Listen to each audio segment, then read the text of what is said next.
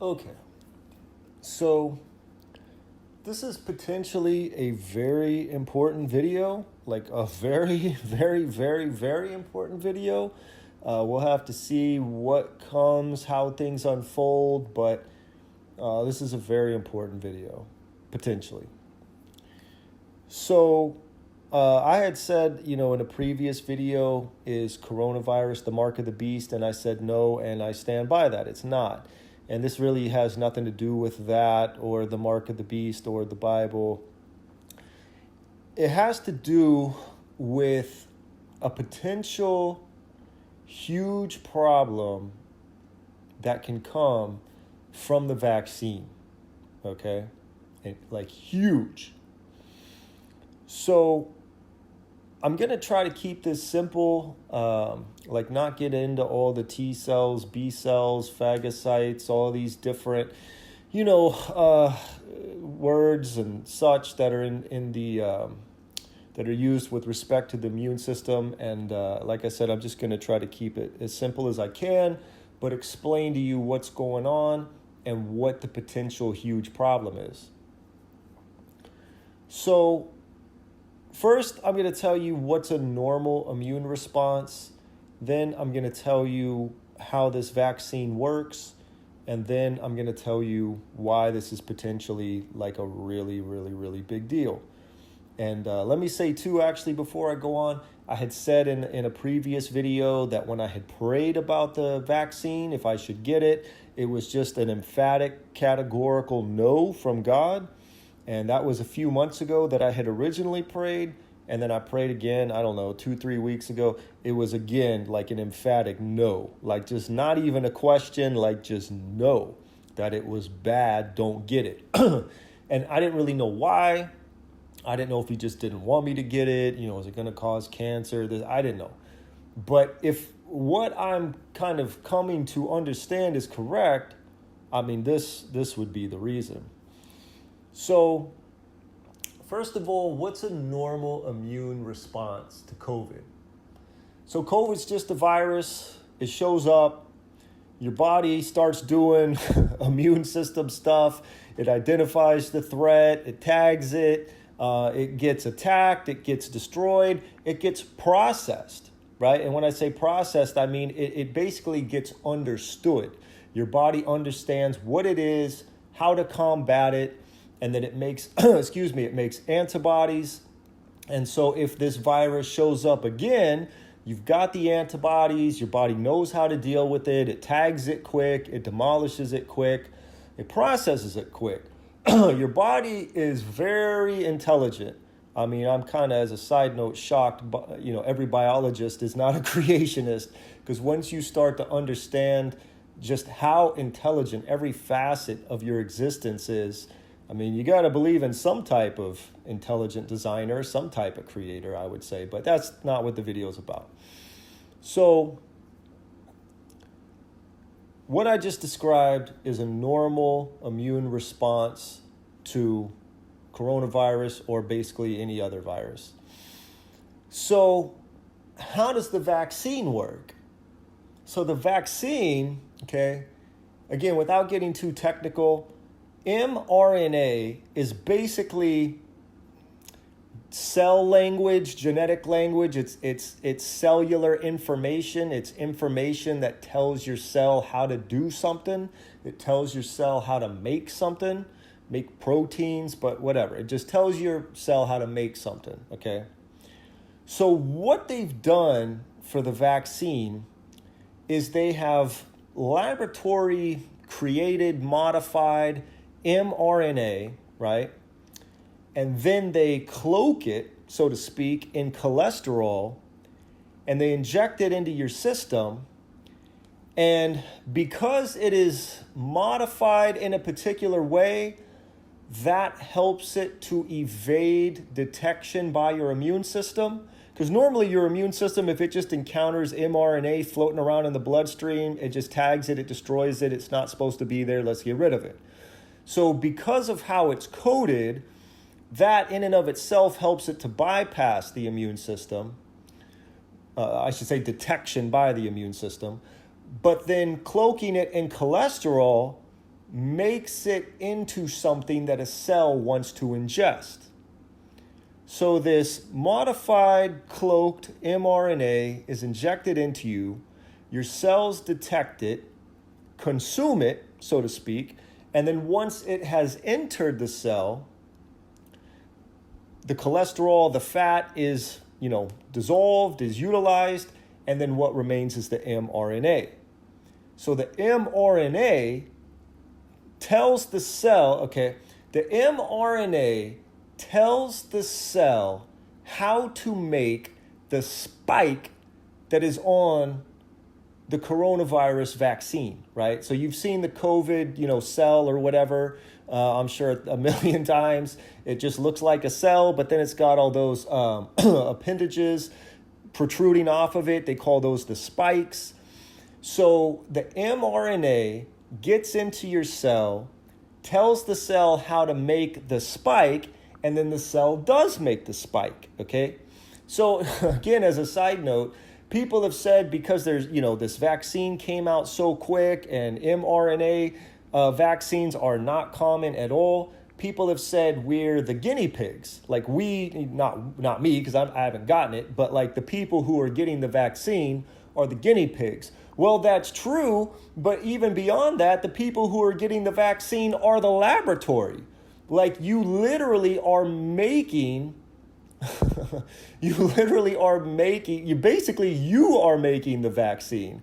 They're giving you the information to make the vaccine. So they put the information, mRNA, goes into your cell starts making these spikes that are on the coronavirus virus, and then your immune system detects those spikes floating around in the bloodstream, and it attacks the spikes, right? It flags the spikes, it attacks the spikes, and it destroys the spikes, okay?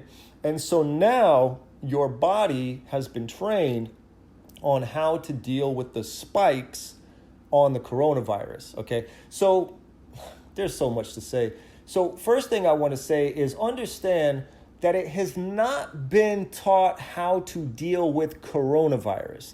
It has been taught how to deal with one particular facet of the coronavirus. The spike is the part of the virus that connects with your cells, the part of the virus that sends the virus into your cells, that COVIDitizes them, so to speak. So it is not understanding the virus per se. Your body is understanding those spikes, okay? So before I go on, just one, side point that I want to make here is beyond anything else that I'm going to tell you, this to me has all the watermarks of a bad idea, okay? I'm not talking about can you get the virus from the vaccine and all that. You can't. I cannot conceive of any way that you could get the virus from the vaccine, okay? But what I'm saying is this is a weird thing to be doing. This mRNA, I don't know if you know this, but it has to be transferred at like minus 70 Fahrenheit or Celsius. I can't remember. It's got to be transferred at these super cold temperatures. It has to exist in a modified state to even be able to potentially evade your immune system. And then they've got to cloak it in cholesterol to create even another level of sort of secrecy from the immune system. Like if you're having to do all of these things, all of these steps in order to even get this substance active into your body and then be able to get it into a cell, this has all the watermarks of something you just should not be doing. It just seems like a bad idea. And it seems like an extra bad idea to be pumping man-made genetic information into your cell so that your cell can fabricate a portion of a virus. This is just like really weird. I don't know what the consequences of this will be, or maybe it takes you doing it several times before there's consequences, but this has got to do something weird at some point. It's got to do, I don't know. We'll just leave it at that. This can't possibly be something that is a good idea. It's just too weird. It's too man playing God, okay? But let's move on. So I explained how the coronavirus vaccine works. You send mRNA into your cells, they make the spikes, your body attacks the spikes, figures out how the spikes work and how to destroy the spikes. And so then when actual coronavirus comes up, it's like, oh, hey, there's those spikes, and it goes and it attacks the spikes, and then everything gets flagged, the spikes get sealed, so to speak, so they can't interface with your cells, and then, you know, your system goes to work to like destroy those coronavirus cells, okay? So here's why this is a potential huge problem. Okay, I got to back up a little bit. When you have your normal immune system response, like, again, we're talking pre-vaccine and all of that, the response you have is what's called broad spectrum. So like I basically got it, all this, I just want to make it a little more clear. Your response is attacking COVID as a whole. It's a broad response. It is detecting COVID. It is attacking COVID. It is processing COVID. It is what is called a broad response. But when you do the vaccine, what you do is create a very powerful response, but it is a very narrow response because it is not designed. It has not fully processed COVID as a whole. It has only processed the spikes. So the attack that you can generate via the vaccine is strong, but it's very narrow, okay? So before I get into why this is a problem, potentially a huge problem, I want to just say why, well, I'll give you kind of the sub-problem. Here's the sub-problem. This is not a normal situation that we're in with this pandemic, and this is not a normal vaccine. This virus is very prevalent. It's around a lot. People get it, don't even know they had it. It is a very prevalent virus. And the vaccine is odd because it starts out very weak, and then you get the second, booster shot, and then now it becomes strong. So when you're in that limbo state, you're in that state where you just got it, you've got maybe 2-3 weeks until you get the second shot. You're in this state where you're not really protected, but you're kind of protected. And the reason why that's a problem is because you're giving the virus time to figure things out, okay? Like I said, you can forget about mutation, okay? This isn't about mutation. This is about adaptation. These viruses, not even just COVID, just viruses, they are smart. They have an innate intelligence. They have an innate ability to adapt and overcome. It's not just mutation and natural selection. These things have an ability to figure things out. They have an ability to overcome obstacles, okay? So when you're in this intermediary state, you've gotten the first shot, but you haven't gotten the second shot. You're kind of protected, but you're kind of not. That gives the virus ample time to adapt because it takes something like 10 hours for the virus to replicate. So it's figuring stuff out. It's overcoming obstacles. It is in a state where it can start to overcome the protection that the vaccine offers, okay? So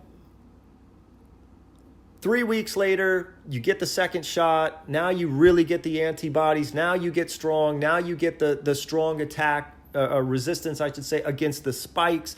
But in that 3-week period, when you give it all this time to figure things out, during that time, you're coughing it out. You're coughing it out. You're talking it out. You're blowing it out. You're touching your face with your hands, and then your hands are touching something. Like you're spreading it. And so you are sort of unwittingly spreading an enhanced or ready to be enhanced version of the virus, okay? So that's problem number one. Because this virus is prevalent, because of that sort of limbo state, you give the virus the environment and the time to acclimate, and then you unwittingly spread it, and so you are spreading an enhanced version of the virus, okay? And this is probably why all these, mutations, quote unquote, are coming about, or why all these new strains, because it's got the right environment to be able to diversify, to adapt and overcome, okay? But that's not the potential huge problem. That's a problem. But here's the potential huge problem with all of this. When you get the vaccine and you train your body to attack those spikes, you get it spike acclimated or spike ready, spike intelligent. It knows how to deal with those spikes. It knows how to attack the spikes of the coronavirus. When that attack gets launched, your normal immune response does not. Your normal immune response does not. Now, I'm not talking about life in general. I'm talking about with respect to coronavirus. When you launch that strong vaccine-based attack against the spikes, that attack suppresses your normal immune response. So the normal immune response that your body wants to have or would normally have under normal natural conditions, it does not have, because that is superseded by the vaccine-induced attack, okay? Which, as long as COVID stays as it is, that's potentially something that you want. Even that's a little debatable, but potentially that's something that you want. You can at least make that argument, okay? But here's the problem.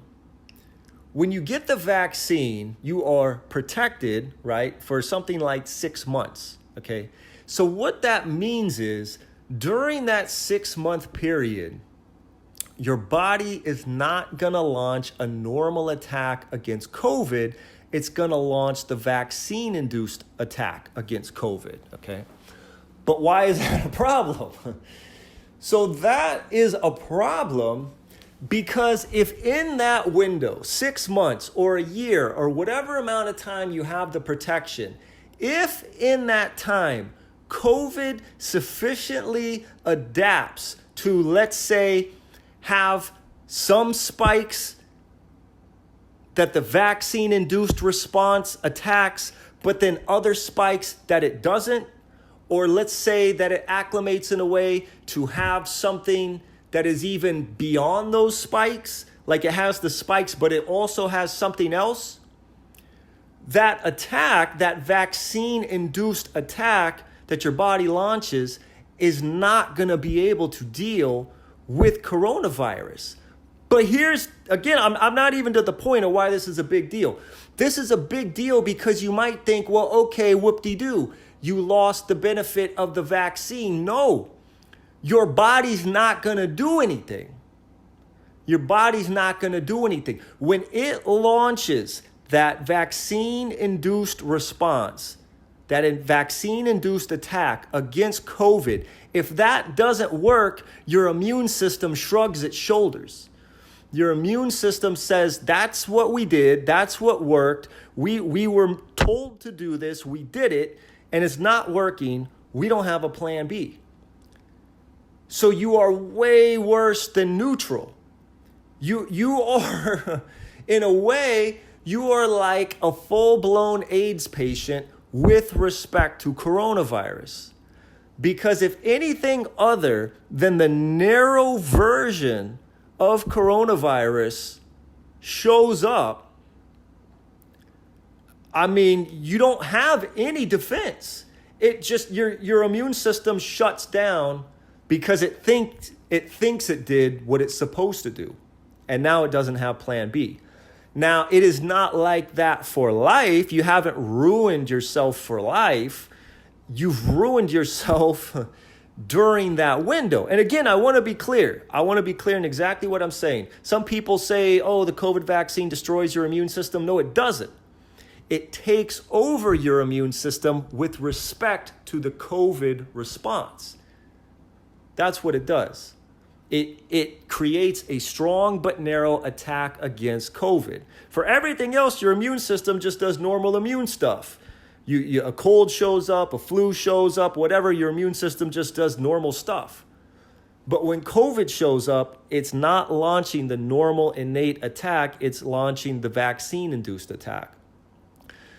So, again, the other point that I want to make is you haven't lost your defense against deviant strains of COVID for life. You've lost it for the efficacy window of the vaccine. So if you get a vaccine that has an efficacy of 6 months, well, then you've lost that innate protection for 6 months. If you've got a vaccine that claims to last a year, then you've lost that innate protection for a year. And if COVID stays within that narrow range of what the vaccine handles, then you're all good. It doesn't even matter.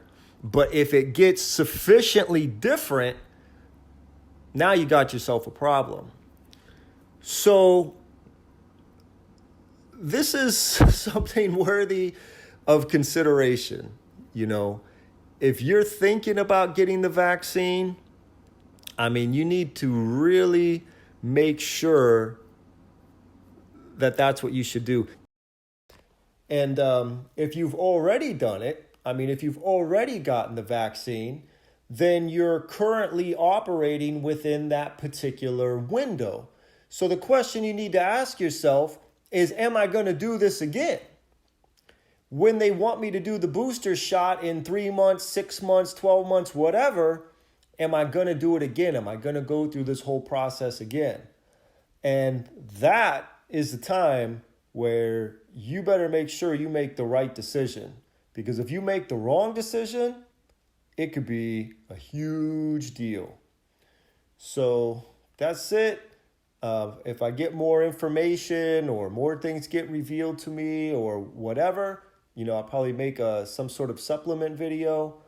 But I just felt that this is stuff people should know, people should be thinking about, people should be researching. And I felt that God wanted me to put this video out there. So that's it. Thanks for listening. Love you all. Aloha and God bless.